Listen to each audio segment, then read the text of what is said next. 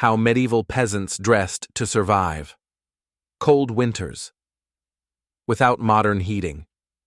Medieval peasants faced cold winters without central heating, insulated homes, or the layered synthetic fabrics we have today.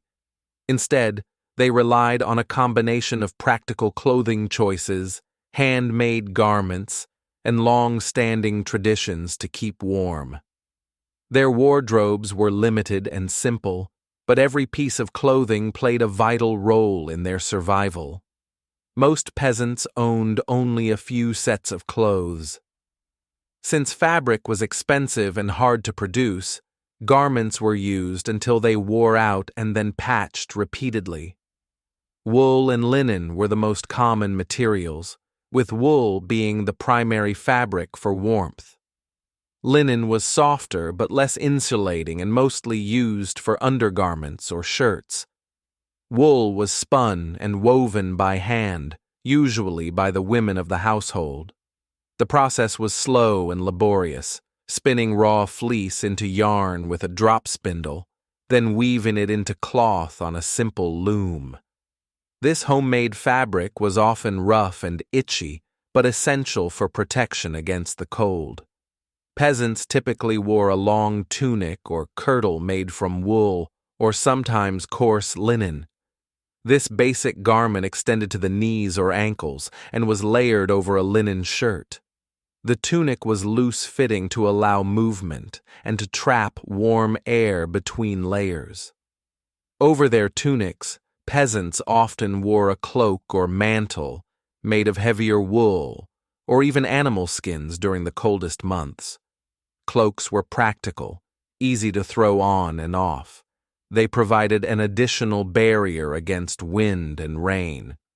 Some cloaks had simple hoods attached, which helped protect the head and neck from chill, as these areas lose heat quickly. Headwear was especially important. Woolen caps or coifs covered the scalp, and in colder regions, fur-lined hats were prized possessions. The head being one of the main points of heat loss, these hats were necessary to prevent dangerous chill. Scarves or simple cloth wraps around the neck were common as well. Hands and feet were also covered. Mittens or gloves were often knitted or sewn from scraps of wool or leather. Footwear was basic, usually sturdy leather shoes or boots, sometimes lined with straw or cloth for insulation. Socks were rare but, when worn, made from wool or woven fabric. Since washing clothes was infrequent due to scarce water and drying challenges, peasants tended to wear their garments for long periods. Layering helped maintain warmth without needing multiple clean sets. During the harshest nights, people would even sleep in their day clothes, donning additional layers if available. Color and decoration in peasant clothing were minimal. Fabrics were usually undyed or dyed with natural substances, resulting in muted earth tones, browns, grays, dull greens, and yellows. Bright colors were expensive and reserved for the wealthy. Practicality, not fashion, drove peasant clothing choices. Clothing repair was a regular task. Small holes or worn spots were patched with scraps of fabric. Sewing was done by hand with simple needles, often using coarse thread. Worn-out garments were repurposed as rags, insulation, or stuffing for mattresses. The limited wardrobe and simple fabrics meant peasants were vulnerable to cold.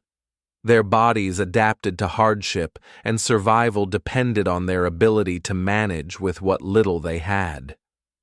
Warmth came not just from clothing, but from close proximity to others, sharing body heat in crowded homes. In essence, medieval peasant clothing was a matter of survival over style. The layers they wore, the materials they crafted by hand, and the habits of constant repair reflected a life lived in close harmony with the seasons and the harsh realities of their environment.